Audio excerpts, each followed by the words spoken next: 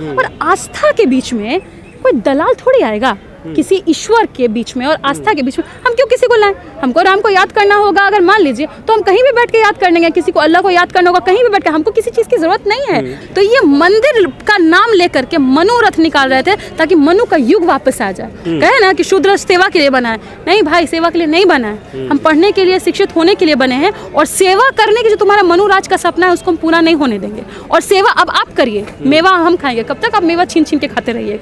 हमें भी तो मौका दीजिए। प्रधानमंत्री जी हैं, उनके कान में सिर्फ घंटा सुनाई दे रहा है, उनको शंखनाद सुनाई दे रहा है, पर छात्रों की मांगे सुनाई नहीं देंगी उनको। उनके लिए राम राज्य आ गया होगा, पर क्या हमारे लिए राम राज्य आया? राम राज्य किन के लिए होगा? कि सभी लोगों को शिक्षा की आज़ादी, सब पढ़ लिख पाए। राम का सपना क्या रहा होगा? राम की परिकल्पना तो यही होगी ना कि सभी मेरे बच्चे संपन्न रहे। क्या वो संपन्नता है? आप एनईपी लेकर के आ रहे हैं, इसका मतलब कि आप प्राइवेटाइजेशन कर रहे हैं। यूनिवर्सिटी प्राइवेट होगी तो सबसे पहले वहाँ से एग्जिट, बाहर का रास्ता देखेगा कौन? बहुजन छात्र, गरीब छात्र, जो मार्जिनलाइज तबके से आके, अकलियत है, मुसलमान है, पसमानदा, वो लोग बाहर निकलेंगे। फर्क किनको पड़ेगा? हम ही लोग को पड़ेगा ना, बहुसंख्यक आबादी को। हमारी तमाम पुरखों ने, चाहे वो सावित्री बाई रही हो, फातिमा शेख रहे हो, ज्योतिबा फूले रहे हो, अम्बेडकर रहे हो, सबने कितना त्याग और बलिदान दिया ताकि हम आज पढ़ पाएं। पर जब आज अब शिक्षा में देख लीजिए, बजट की कटौती पर कटौती हो रही है, वही मंदिर में इन्वेस्टमेंट कर रहे हैं, तो क्या मंदिर से रोजगार जनरेट होगा? हमारे लिए तो शिक्षा ही अहम है, तो हम उसी मांग को लेकर के यहाँ पर आए हैं। पर मंदिर से, जैसे आपने कहा कि रोजगार जनरेट होगा, बिल्कुल वो यही चीज तो दिखा रहे हैं कि मंदिर से क्या नहीं है। अगर आप मंदिर जाओगे तो अस्पताल जाने की भी जरूरत नहीं पड़ेगी। इस तरह के जो एंकर है वो अपने टीवी डिबेट से समाज में इस तरह का मैसेज देने की बात कर रहे हैं। जानते हैं, ये एंकर मानसिक तौर पर विक्षिप्त हो चुके हैं, क्योंकि जो मानसिक विक्षिप्त व्यक्ति भी होगा, इससे भी गए गुजरे हैं, क्योंकि जो मानसिक विक्षिप्त व्यक्ति होगा वो भी समझेगा कि उसका हाथ पैर कट गया तो उसको अस्पताल जाना होगा। मंदिर में पंडित जी इलाज नहीं करेंगे। तेजस्वी जी ने यही कहा ना कि अगर भूख लगेगी तो आप मंदिर जाइएगा, वहाँ तो उल्टा दान देना पड़ता है। तो हम वही कह रहे हैं कि मंदिर में आप खुद ट्रस्टी को एक बार एनालाइज कीजिए, आप पुरोहितों को एक बार एनालाइज कीजिए। 15 लोग का ट्रस्टी बना है, एक जमात के लोग बैठ गए, वहाँ पे पुरोहित भी बन रहे, उसके लिए मेरिट कहाँ से आ रहा है? जाति का मेरिट आप लेकर के आ रहे हैं। तो हमको रोजगार तो नहीं मिल रहा है। लालू जी की भाषा में कहूँ तो मलाई भी खा गए, अब बहुजनों को मट्ठा भी नसीब नहीं हुआ। पर देखिए, पूरा जो है राम राज्य का बिगुल फूका जा रहा है, हर तरफ जश्न का माहौल है, रामलला विराजमान होने वाले हैं। आप इन्हीं मुद्दों में अटके हुए हैं कि एनईपी चाहिए, रिजेक्ट चाहिए, आप शिक्षा की बात कर रहे हैं। राम कहाँ आएंगे? वो कहते हैं राम आएंगे, कहाँ राम आएंगे? राम उस अयोध्या में आएंगे, उस बनारस में आएंगे जहाँ बीएचयू में जो छात्रा पढ़ रहे हो खुद सुरक्षित नहीं है। बीजेपी आईटी सेल के कार्यकर्ता उस महिला छात्रा के साथ बलात्कार करते, फिर जाके बीजेपी का प्रचार भी करते हैं। राम वहाँ आएंगे? राम तो कब का छोड़ दिए। 69,000 आप शिक्षकों को देख रहे हैं ना, ओबीसी उनका जो आरक्षण है वो खा गए ये लोग, उसके विरोध में पिछले 3 सालों से वो लोग वहाँ पे प्रोटेस्ट कर रहे हैं, अधिकार नहीं मिल रहा है। राम उन शिक्षकों के लिए आएंगे। राम कहाँ है पता है आपको? राम बिहार में आए। तो हमारे लिए 22 बहुत बड़ा दिन नहीं है, कल 1.25 लाख शिक्षकों को नियुक्ति पत्र मिलने जा रहा है। अरे पेट में भोजन नहीं होगा तो भजन कैसे कीजिएगा आप लोग? पहले भोजन का चिंता हो ना। पेट में भूख का आग लगा हुआ है। हमारा बहुत क्लियर कट एजेंडा है। हमारी लड़ाई 2000 किलो रुपए मशरूम खाने वाले प्रधानमंत्री बनाम जिनको 2 जून की रोटी नसीब नहीं हो रही है, उनकी लड़ाई है। मतलब आपको ये नहीं दिखता जो दिखाया जा रहा है कि किस तरह से 500 साल पुराना मुद्दा हल हो गया है? अच्छा। आप देखिएगा कि खुशी का एक माहौल है, घी के चिराग घरों तक जलाने की बात की जा रही है। आप क्यों नहीं उसको देखते? कौन बोल रहा है 500 साल का मुद्दा? वीएचपी को बने 500 साल हो गए क्या? विश्व हिंदू परिषद को? बीजेपी कब बनी? इन लोगों को बने हुए 500 साल हो गया। तो 500 साल का तो झुंझुना पकड़ा रहे हैं ये लोग। और मंदिर किनको चाहिए होगा? जिनको वहाँ पे कोई भागीदारी मिल रहा होगा उनको ना। आप जाति की बात करते हैं, आप खुद बताइए। राम तो सबके हैं ना, अब आप मानो या ना मानो। राम सबके हैं, राम उनके हैं जिनके मन में भी राम है और मुंह पर भी राम है। उनके नहीं कि मन में रावण बैठा हुआ है, नजर है महिलाओं पर कि कैसे उनको तार तार किया जा सके। आप खुद बताइए, उत्तर प्रदेश में महिला, मैं नहीं कह रही हूँ, महिला आयोग का डाटा कह रहा है कि 50 से ज्यादा अपराध उत्तर प्रदेश में महिलाओं के खिलाफ सिर्फ वहीं हो रहे हैं। तो राम वहाँ रहना चाहेंगे? राम तो कब का छोड़ के निकल गए, तो वो राम वहाँ है ही नहीं। और राम राज्य का अर्थ होता है कि सभी लोगों को न्याय मिले, सामाजिक न्याय, आर्थिक न्याय, राजनीतिक न्याय, शिक्षा में न्याय। कैसे होगा वो? जातिगत जनगणना से। और वो बिहार से हो रहा है, उसका बिगुल हमने फूका। आपने देखा किन लोगों को सब कुछ मिला हुआ है और किन की इतनी संख्या होने के बावजूद कुछ नहीं मिला हुआ है। तो लड़ाई तो वही है ना, पहले हमारे मुंह में डाटा आएगा, उसके बाद आटा की चिंता होगी। तो आपको क्या दिक्कत है न्यू एजुकेशन पॉलिसी से?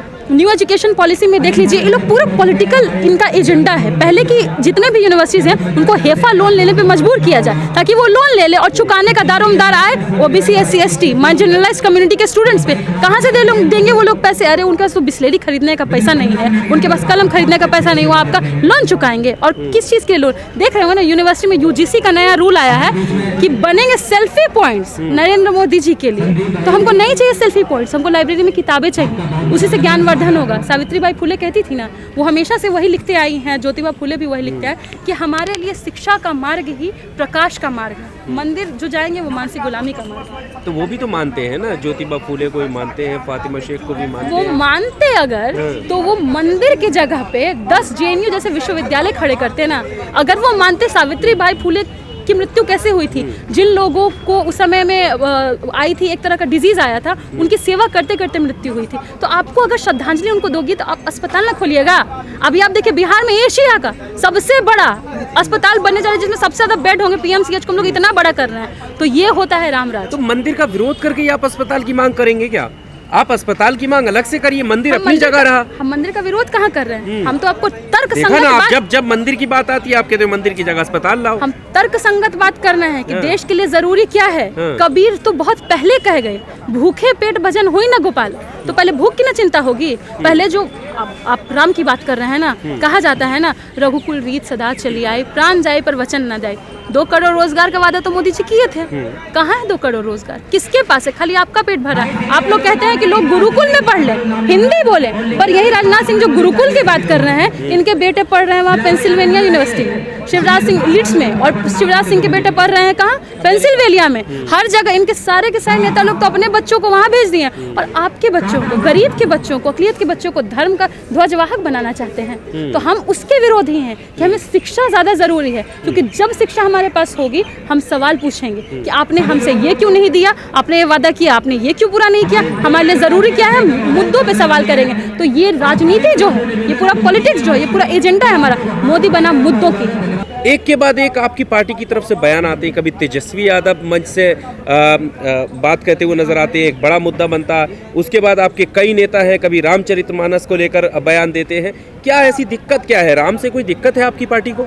एक वोल्टेयर का कोट था कि I may not agree with what you say, but I will protect your right to say so till my last breath। इसका मतलब है कि मैं हो सकता है आपके बात से अग्री करूँ ना करूँ, पर आपके कहने की जो आज़ादी है उसकी रक्षा अपने अंतिम सांस तक करूँगा। तो इसका अर्थ क्या है कि इस देश में तमाम तरह के लोग रहते हैं, सिर्फ ये हिंदू राष्ट्र नहीं है ना, दिस इज सेक्युलर कंट्री। यहाँ पे हर तरह के लोग रहते हैं, जैन हैं, बुद्धिस्ट हैं, पारसी हैं, ईसाई हैं, सिख, सबकी अपनी अपनी आस्था है। और आस्था के बीच में कोई दलाल थोड़ी आएगा, किसी ईश्वर के बीच में और आस्था के बीच में हम क्यों किसी को लाएं?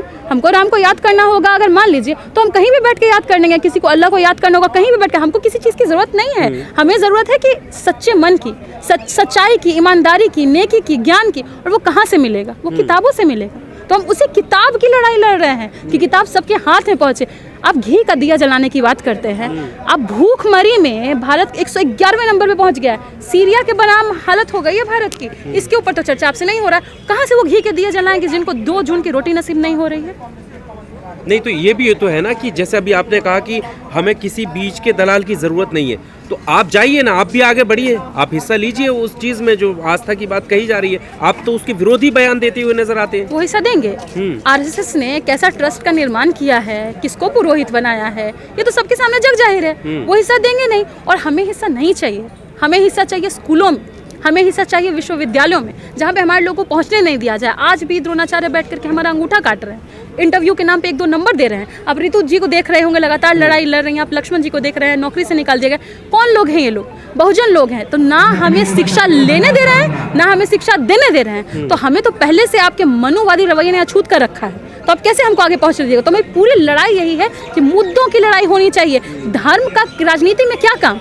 राम को तो बेच रही है बीजेपी, राम से उनका कोई लेना देना है ही नहीं। राम से लेना देना होता तो जो लोग बलात्कार किए उस पर स्मृति ईरानी बोलती तो सही।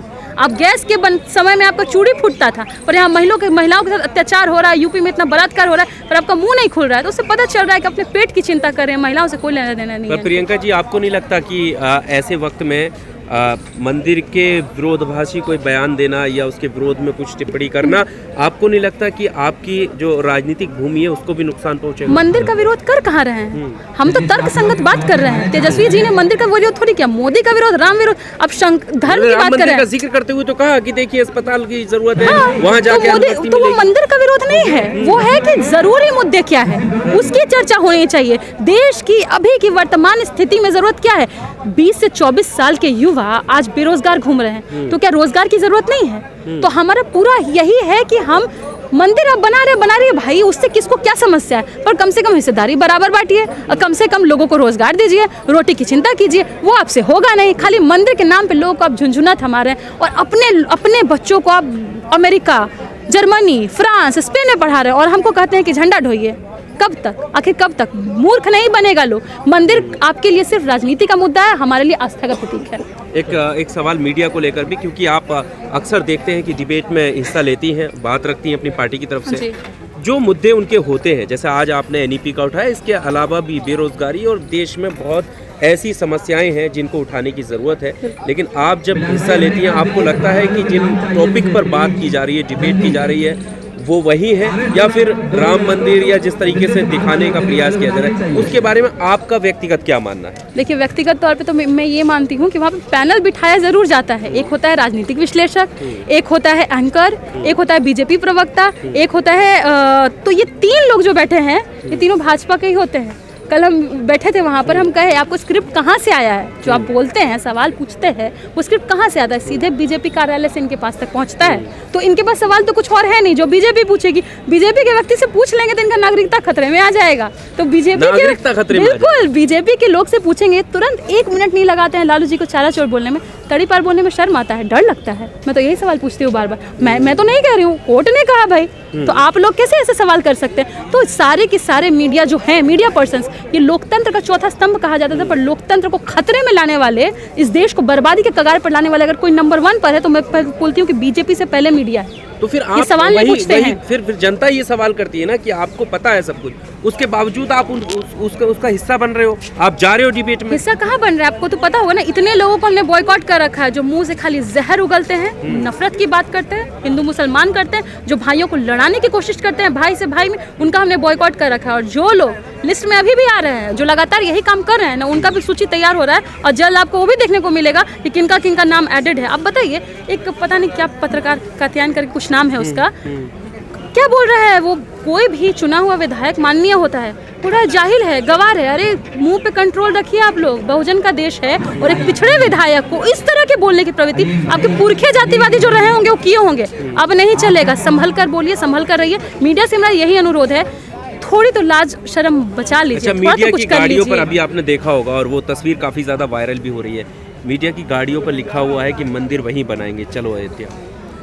तो ये तो मैं कही ना, आपने तो खुद प्रूफ कर दिया, ये तो बीजेपी की लाइन है। तो मीडिया में बीजेपी में फर्क क्या रहा? मीडिया तो निष्पक्ष होती है ना, न्यूट्रल होती है ना, कि वो यही बोलने लगे कि चलो मंदिर वहीं बनाएंगे, तो बीजेपी का नारा है, तो वो तो खुद प्रूफ कर रहे हैं कि बीजेपी बराबर मीडिया, मीडिया बराबर बीजेपी। एक आखिरी सवाल मेरा राम मंदिर से जुड़ा हुआ, प्राण प्रतिष्ठा में जिन जिन को भी नोता गया है उसमें कांग्रेस ने जो है मना कर दिया है जाने से। इंडिया अलायंस का आप हिस्सा है, आपकी पार्टी का क्या रुख है इसमें? क्यों जाए कांग्रेस वहाँ, क्यों जाए? कोई पार्टी क्यों जाए? आप तो धर्म के जो सबसे बड़े गुरु माने जाते हैं शंकराचार्य, चारों शंकराचार्य ने बॉयकॉट कर दिया है। मोदी जी को प्राण प्रतिष्ठा करना है पर शंकराचार्यों को इज्जत सम्मान नहीं देना है। आपका मंदिर अभी अधूरा है और अधूरे मंदिर में प्राण प्रतिष्ठा नहीं हो रही है। वो क्या कर रहे हैं? वो राम का राजनीतिक इस्तेमाल कर रहे हैं। 90 के दशक में भी जब मंडल कमीशन आ रहा था तो ओबीसी लोगों को अधिकार न मिल जाए, इसके विरोध में मनोरथ निकाला गया था। ये वही क्रिएट करने की कोशिश कर रहे हैं कि जातिगत जनगणना का मुद्दा पूरे कहीं देश में ना फैल जाए, तो इसको रोकने के लिए ये राम मंदिर का झुनझुना बजा रहे हैं। ये तो कह रहे हैं कि राम विरोधी हैं। देखो, जब हमने रथ यात्रा निकाली थी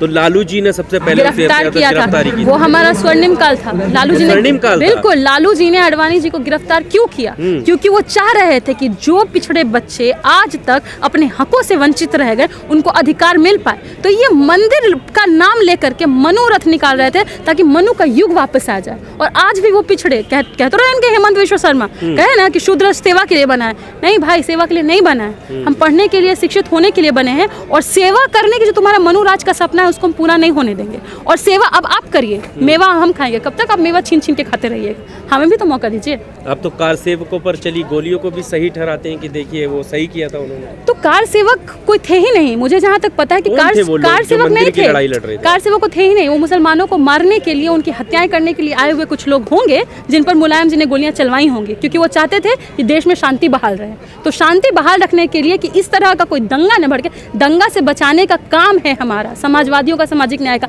हम दंगा फैलाने वाले लोग नहीं है ना कि हम दंगा करवाते रहें, हम दंगा से बचाते हैं। शांति होती है। जो लोग जा करके 400 घरों में आग लगा देते तो उनके साथ क्या किया जाता? वो गोली नहीं चली थी, वो संविधान बचाने के लिए वो काम किया गया था। उस पर गर्व होना चाहिए सपा को भी, क्यों ना हो।